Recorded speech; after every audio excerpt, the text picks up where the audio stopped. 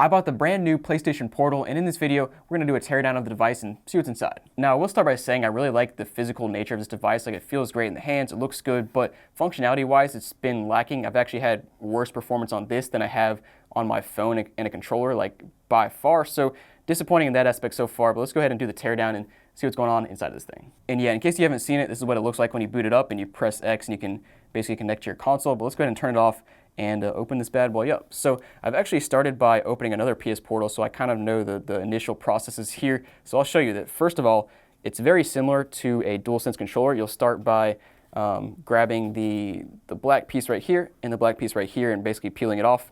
So I was able to just do this with my fingers here. Pops off very easily, and you kind of just pull the clips out of place. Of course, you do want to be a little careful here not to snap anything. And eventually this piece just bends out of place. It does feel like it's breaking, but it's not, trust me, unless you pull on it too hard. Now we'll do this other side as well. So again, kind of just get your fingernail under here. You can also use a spudger tool if your fingernail's not long enough, and just slowly pull out the clips and it'll come undone eventually. And you kind of got to get it around the analog stick there, and that one just popped off a little easier. So now you have those two pieces to the side, and it exposes some internals here. You can see, your PlayStation button right there, your mute button, some ribbon cables, and those ribbon cables are kind of a pain in the butt. You'll see later. But the next thing you want to do is actually flip this over. But the first thing you want to do is take off this screw right here and this screw right here with a Phillips head. And for some reason, this screw over here has a sticker with an S on it. I have no idea why. Maybe it's PlayStation's attempt at a warranty seal.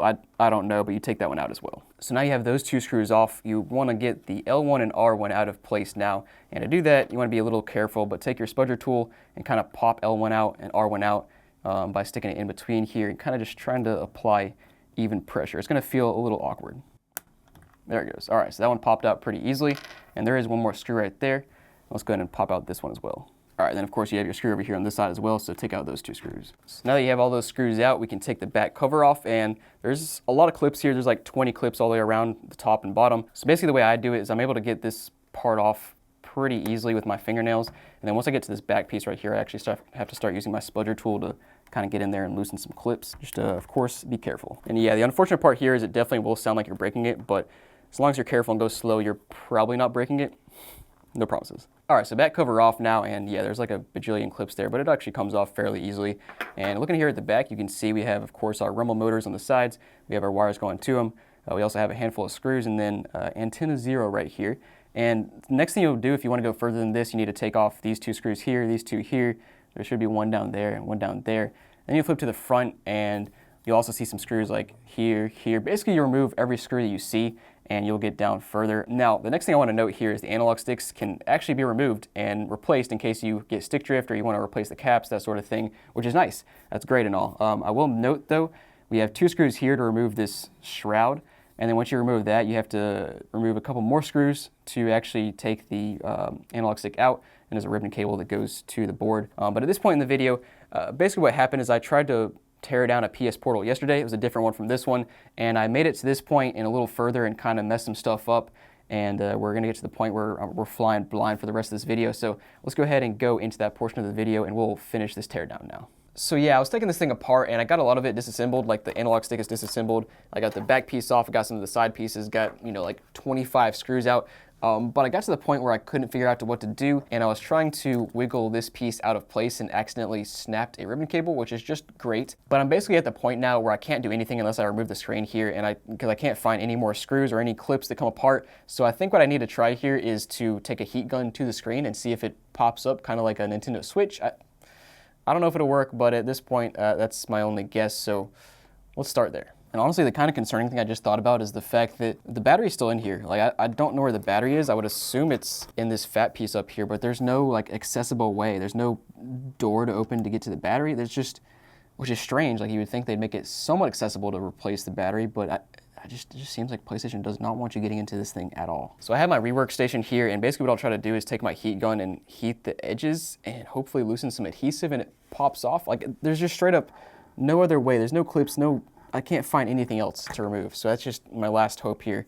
I sure hope this works. And yeah, so we're on 90 degrees Celsius, which is the lowest this thing goes. So let's give it a try here. So we successfully have one guitar pick thing under the screen so far. It's not coming up very easily, but let's keep going. Ooh, it seems to be sliding out without any heat now. I don't know, it's coming off, kind of. Well, I basically have this whole portion right here popped up, so we're actually making progress. Ooh, here it comes. All right, I got the analog stick off and the screen is coming apart now, maybe. Oh, dude, what? The battery is right below the screen. So when you're, when you're applying heat to this thing, you're getting dangerously close to applying heat to this battery. Wow, okay, that is something, Sony. Yeah, so the whole screen thing here is pretty frustrating because obviously you have to remove the screen to get to any of the components in the controller like at all, which is pretty disappointing if you want to replace your battery, replace components that break. It's just not good for repairability. Like clearly Sony does not want you to get into this thing very easily. Oh yeah, and also if I want to put the screen back on this device, I need some new adhesive to glue it back together, which is just awesome. You can now see some screws down there that I can get to. 1, 2, 3, you know, there's like 6 screws here I can get to. But this ribbon cable is still not accessible unless maybe I can pull this piece up. Okay, cool. So this piece did pop off, basically right off of here, and then this ribbon cable will release somehow. Oh, it looks like one of those clips you just pull straight off. Okay, there we go. All right, so the screen is now off. It's one of those, I don't even know what you call that, but it's like just a connector that sticks into the screen. And yeah, there you go. Your screen is very thin. And of course we have our battery down here. Let's go ahead and take a look at that. So we have a rechargeable lithium ion battery pack. We have 4,300 milliamp hours, 16.6 watt hours. I think that's larger than what's in my phone. Throw up the iPhone stats on the screen. I don't remember, honestly. But let's just go ahead and start removing some screws here and see what happens. Oh, okay. So this piece pops off once I take out a bunch of screws and we see actual electronics. All right, let's keep going. And also another thing I just noticed, there's actually, so far I've found 3 antennas here. So we have the first antenna here on the back, which is, they're all flat antennas. You can see it's called antenna 0. And then coming in here on the front, you can see antenna 1 down here on the left-hand side with your wire soldered to it. You've also got antenna 2 here on the right-hand side.